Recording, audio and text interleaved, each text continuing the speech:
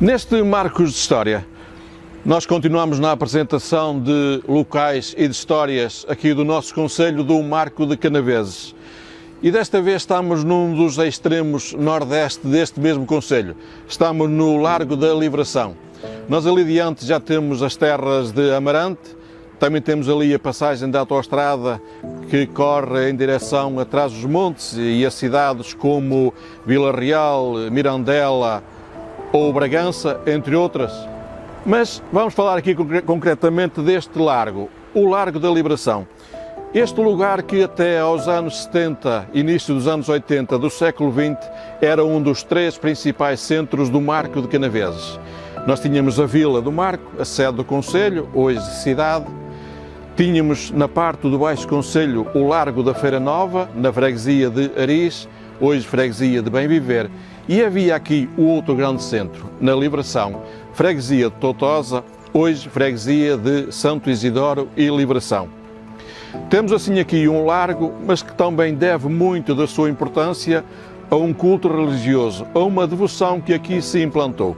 A devoção à Senhora da Livração, algo que vem desde o século XVII.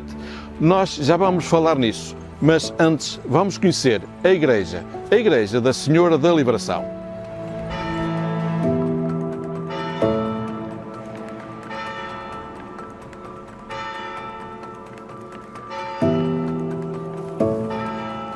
Sabemos que pelo século XVII nós temos a implantação desta devoção à Senhora da Livração neste lugar. E isso merece que se conte a história, a descrição desse facto.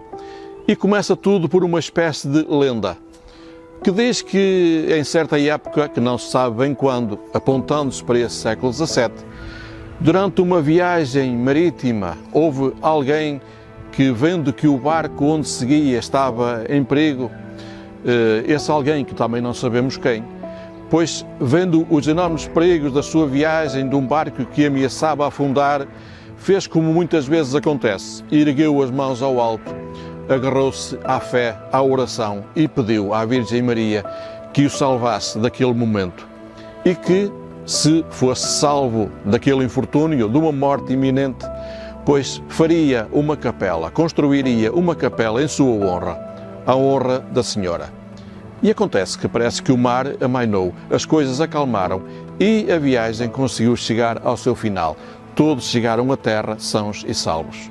E eis que depois disso tudo, esse senhor, que não sabemos quem era, provavelmente um cristão novo, pois terá passado por aqui, pela Livração, ou melhor, por este lugar que na altura certamente não teria esse nome, porque seria um lugar onde pouco ou nada existiria, a não ser uma capela em ruínas, completamente em ruínas, que existia por aqui, que era uma capela dedicada a São Sebastião. E foi aqui que aquela pessoa viu que poderia cumprir a sua promessa e mandou construir uma capela nova, aqui neste lugar, no lugar da capela de São Sebastião, agora com a evocação de capela da Senhora da Livração. Foi o início de tudo, digamos assim. Essa capela parece que teve muito sucesso, houve afluência de fiéis, um consequente pagamento de promessas e não demorou muito a que se visse que era necessário construir uma igreja. E essa igreja começou a ser construída já no século XVIII, em 1706. E é nesse momento, é nesse documento que nos mostra o início dessa construção, que nós temos a história do início da construção da capela dedicada à Senhora da Livração. Nós vamos contar esse pormenor.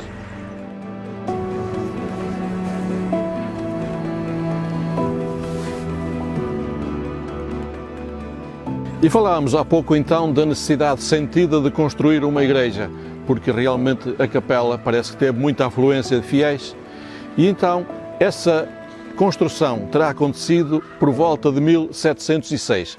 Aqui um dado concreto de uma data que nos situa no tempo. E é importante este documento por duas ou três razões.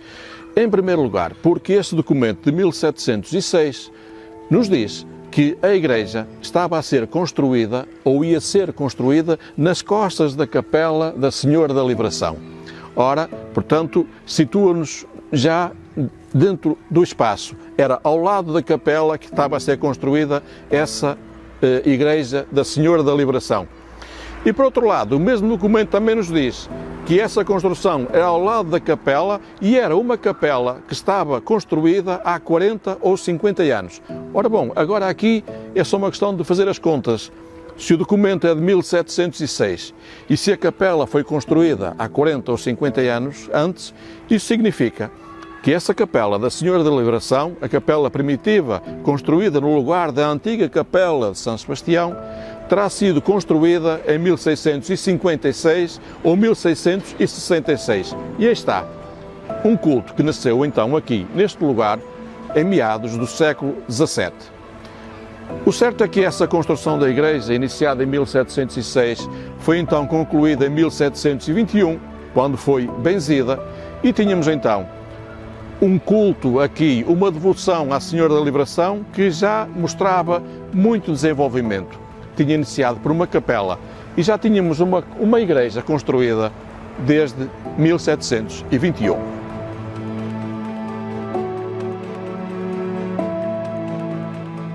E falámos então de 1721 como a data em que esta igreja foi benzida. E então subimos no tempo cerca de século e meio e chegamos aos anos 70 do século XIX. E aí encontramos aqui, por exemplo, datada de 1870, aquela que é conhecida como a sala de reuniões da Junta de Paróquia, o similar hoje da Junta de Freguesia. Mais notícias deste espaço nós temos as de 1877, que nos dão conta da reedificação aqui da sacristia desta igreja. São tudo obras que mostram algum desenvolvimento neste local, no momento até em que havia uma personalidade política aqui de Toutosa, que era da Casa da Sobreira, que tinha papel fundamental. Ele era o presidente da Câmara Municipal do Marco de Canaveses. Embora também houvesse outra personalidade, como Adriano José de Carvalho e Melo, que esteve na fundação do Conselho do Marco de Canaveses, que na altura o Conselho tinha 25 anos, pois Adriano José de Carvalho e Melo, em 1877, na altura das obras aqui identificadas, estava na fundação da Irmandade do Castelinho. Isto dá para perceber o contexto da época. E então, após estas obras, estes melhoramentos aqui em torno da Igreja da Liberação, da Senhora da Liberação, nós sabemos que em 1890, já no final do século XIX, esta igreja passa a ser a igreja paroquial aqui de Toutosa, substituindo a velhinha igreja de Santa Cristina de Toutosa, que ficava a cerca de 200 metros deste local, onde praticamente não há vestígios, mas sabemos que estava lá colocada. Portanto, um sinal evidente da importância que a devoção à Senhora da Liberação estava a ter, cada vez mais, neste lugar, o Largo da Liberação.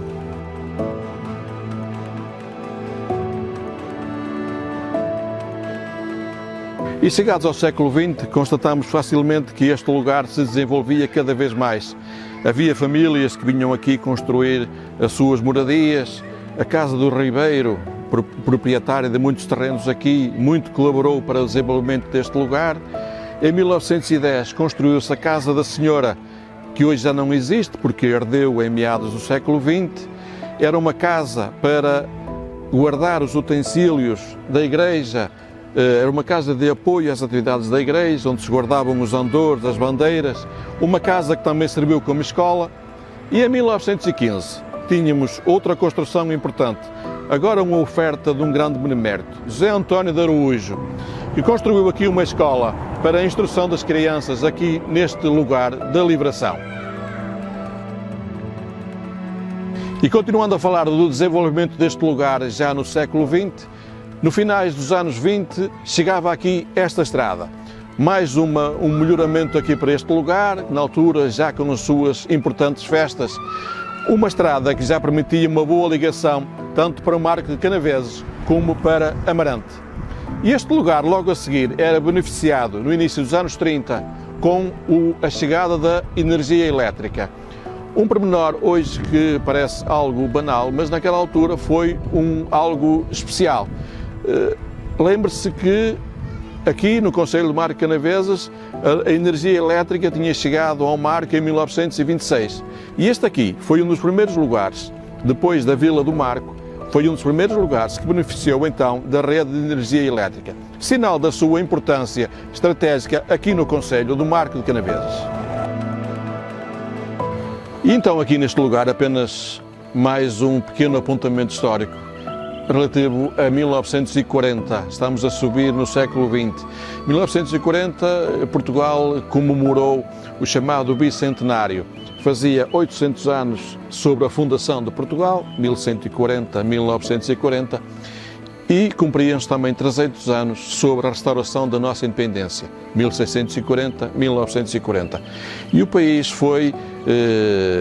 teve muitos destes cruzeiros implantados, embora este seja num formato sui generis, não tem muito a ver com os outros que nós conhecemos, mas é uma marca, precisamente, dessa comemoração de 1940, a política cultural daquela época aqui em Portugal. E o Largo da Livração era cada vez mais, neste século XX, um lugar de festa, um lugar de convívio social. Tinha aqui as suas importantes festas da Ascensão, em maio, a festa da Assunção, em agosto, e como resultado do desenvolvimento que se ia sentindo neste lugar, pois nós tivemos então nos anos 50 a construção deste coreto. Era aqui um lugar para as bandas de música poderem atuar nessas importantes festas, que eram umas imponentes festas aqui no concelho do Marco de Canaveses. E sobre a história deste Largo da Liberação nós poderíamos dizer muito mais. Podíamos falar de variados aspectos, mas isso serão motivos para outras vindas até ao Largo da Liberação. Serão motivos para outros marcos de história. Entretanto, visitem Marco de Canaveses. Certamente que vão gostar das nossas potencialidades, daquilo que temos para dar a quem nos visita.